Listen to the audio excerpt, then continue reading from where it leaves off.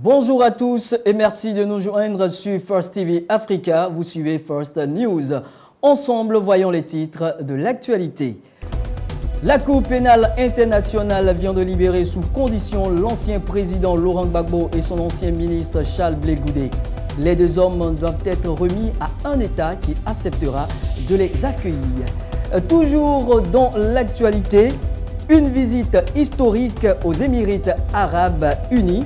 Pour 3 jours, le pape François a été reçu par le prince héritier et le grand imam de l'université Al-Azhar. Au menu de la rencontre, le dialogue interreligieux et la situation au Yémen. Pour terminer, disparition du joueur Emiliano Sala. Les images vidéo ont permis de récupérer le corps d'un occupant de l'avion disparu au-dessus de la Manche qui transportait le footballeur et son pilote. C'est tout pour les titres de l'actualité. Retrouvons maintenant Romaric Bluot pour les développements. Bonsoir Romaric. Merci à vous Samuel Kofi, merci de nous rejoindre sur First TV Africa. Soyez les bienvenus dans ce journal. Les juges de la Cour pénale internationale de La Haye ont donc rendu leur décision. Ils ont ordonné cette semaine la mise en liberté conditionnelle de l'ancien président ivoirien Laurent Gbagbo et de son ex-ministre de la Jeunesse Charles Blé Goudé. On en sait plus avec nos confrères de France 24. C'était le 15 janvier dernier.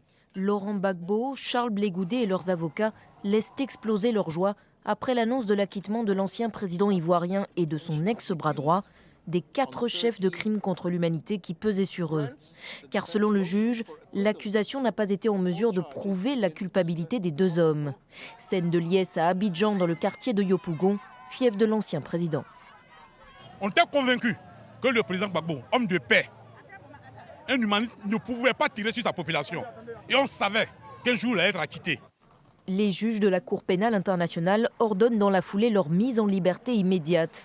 Mais celle-ci est rapidement suspendue après un appel déposé par le procureur. Il craint que les 2 hommes ne comparaissent pas devant la Cour si leur présence est requise à l'avenir. L'accusation a d'ailleurs annoncé son intention de faire appel de leur acquittement. Un maintien en détention qui a suscité l'incompréhension du côté des partisans de Laurent Gbagbo. C'est une indignation pour le peuple de Côte d'Ivoire. C'est une frustration pour le peuple d'Afrique. Les juges de la CPI ont entendu ce vendredi les arguments du procureur, du représentant des victimes ainsi que des avocats de la défense. Ils ont décidé de remettre en liberté sous condition Laurent Gbagbo et Charles Blé Goudé. Ces derniers doivent maintenant être remis à un pays qui acceptera de les accueillir. Je suis ici comme un frère. Cette déclaration du pape François a été reprise par toute la presse émirati. En visite donc aux Émirats Arabes Unis pour une durée de 3 jours, il a participé cette semaine à une rencontre interreligieuse. Mardi, il a également célébré une grande messe totalement inédite pour la religion. Le souverain pontife a eu un entretien avec le prince héritier d'Abu Dhabi, homme fort des Émirats, qui s'en est donc réjoui de la coexistence pacifique entre les religions dans son pays. On écoute donc un extrait du message du pape avec nos confrères du Vatican News.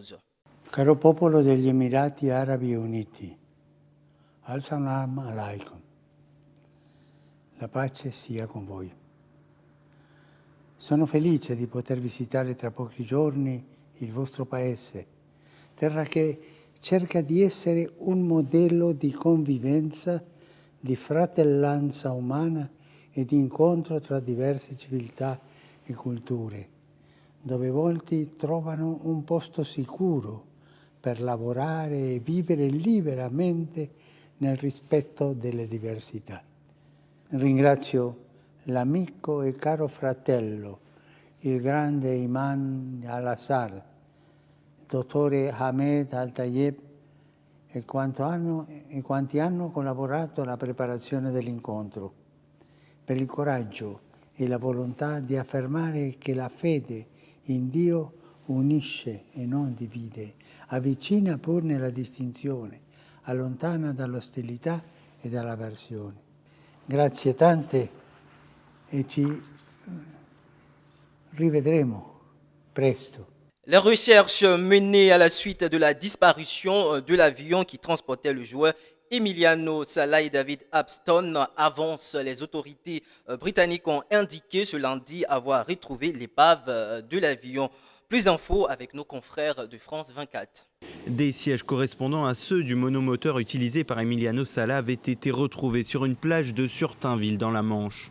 C'est dans cette zone, près de l'île britannique de Guernesey, que l'avion avait disparu des écrans radars le 21 janvier. Le joueur se rendait alors de Nantes à Cardiff où il venait d'être transféré. Dans un message envoyé à ses proches, il faisait part de ses craintes de voir l'avion tomber en morceaux. Sa disparition avait créé un choc dans le monde du football.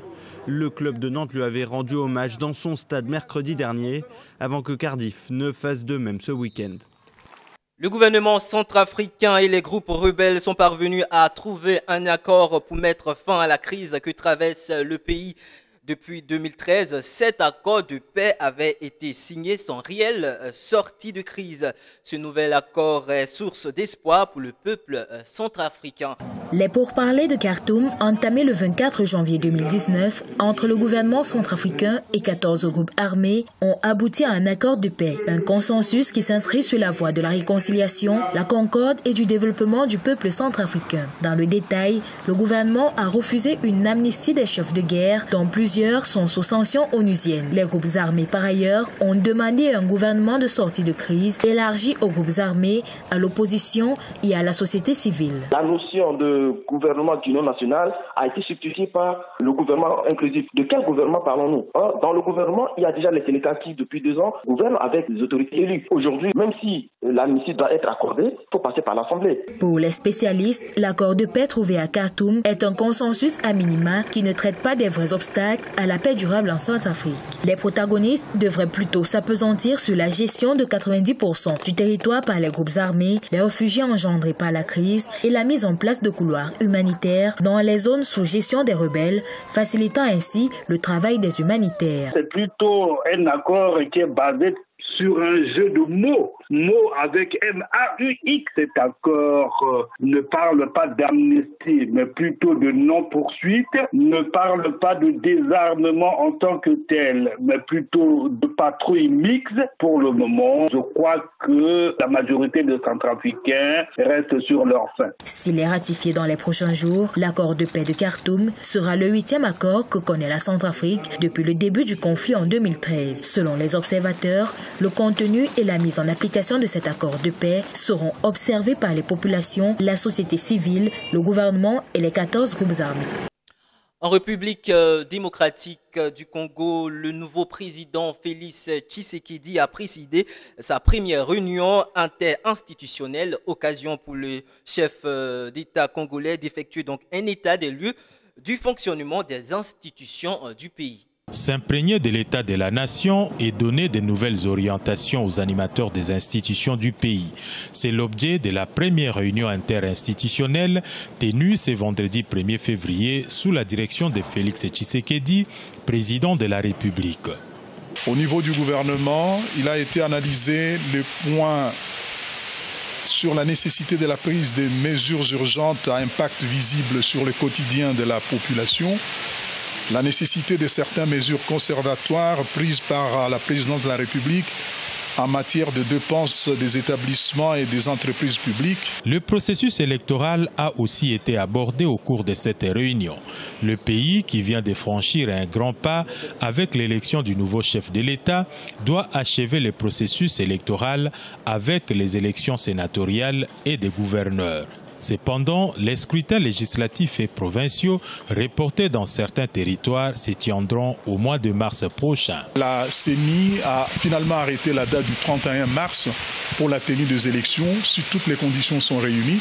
Les conditions sont liées aux aspects sécuritaires, mais aussi aux aspects sanitaires. Notons par ailleurs que dans la matinée du vendredi 1er février, le chef de l'État a reçu le rapport de la présentation de la situation des forces armées de la République démocratique du Congo, les besoins des états-majors, la situation des troupes, les percées dans la lutte contre les forces négatives. Tout a été présenté au chef suprême des armées, Félix Tshisekedi, qui a encouragé les officiers dans leur mission de défendre l'intégrité du territoire national. C'est un élément signé de nos confrères de Africa 24. On reste toujours avec nos confrères de Africa 24. L'Organisation africaine de la propriété intellectuelle récompensera l'ingéniosité africaine lors de la 2e édition des Awards de l'OAPI le 13 avril 2019, ici même à Abidjan. Objectif de l'événement, valoriser les entreprises des États membres. L'OAPI, l'Organisation africaine de la propriété intellectuelle qui œuvre depuis 1962 à la protection des marques en Afrique, récompensera le 13 avril 2019 les entreprises qui se sont illustrées dans ce domaine. La 2e édition des Awards de la marque OAPI aura lieu en Côte d'Ivoire sur le thème « Protège ta marque et démarque-toi de la concurrence ». Ces awards sont entre autres une vitrine pour les jeunes entreprises en quête de notoriété. Les entreprises retenues vont bénéficier d'un accompagnement technique. Ça peut être par exemple le fait que l'OAPI pourra faire ce qu'on appelle des audits de propriété intellectuelle dans ces entreprises-là et leur dire voici comment exploiter telle marque ou bien tel autre actif de propriété intellectuelle de manière à faire bénéficier l'entreprise. La transformation numérique en Afrique a favorisé l'essor des start-up dans des domaines tels que la finance technologique, l'éducation, la santé, l'agriculture, le divertissement, entre autres. La nécessité de faire de sa marque un facteur de démarcation et de développement de son entreprise s'impose plus que jamais aux entrepreneurs. Une entreprise qui se crée peut avoir des technologies, des procédés ou des produits. Dans ce cas-là, l'OAPI va protéger par un brevet d'invention ces procédés. Et puis, bien évidemment, l'entreprise peut avoir un logo, une marque, un signe qui lui permet de distinguer ses produits de ceux des concurrents. La compétition des awards de la marque OAPI est ouverte gratuitement aux 17 États membres de cette organisation avec plusieurs catégories de prix. Les inscriptions qui ont commencé le 7 janvier 2019 prennent fin le 15 février 2019. Aux États-Unis, Stacey Abrams, personnalité montante du Parti démocrate, la candidate malheureuse au poste de gouverneur de Géorgie, a été choisie pour donner la réplique au discours sur l'état de l'Union que Donald Trump prononcera cette semaine. Une première pour une femme noire. Selon certaines personnalités, Stacey Abrams a toutes les qualités pour répondre à ce défi. Elle est tout simplement une excellente porte-parole. Elle est une leader incroyable, a justifié Chuck Schumer, chef de la minorité démocratique au Sénat. En France, en pleine polémique sur les LBD, les Gilets jaunes défilent cette semaine à Paris contre les violences policières. L'acte est consacré aux blessés. On suit ensemble ce qui a donc prévalu ce matin avec nos confrères de RT France à la place de la République.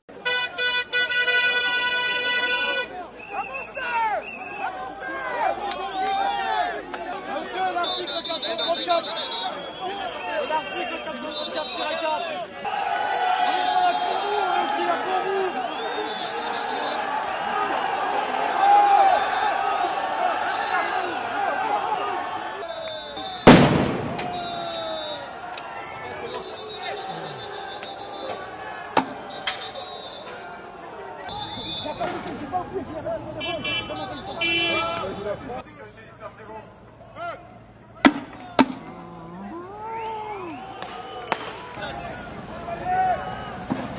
Football américain, le Super Bowl, les New England Patriots ont remporté ce week-end à Atlanta pour la 6e fois de leur histoire le Super Bowl en battant les Los Angeles Rams 13-3 au terme d'une finale décevante.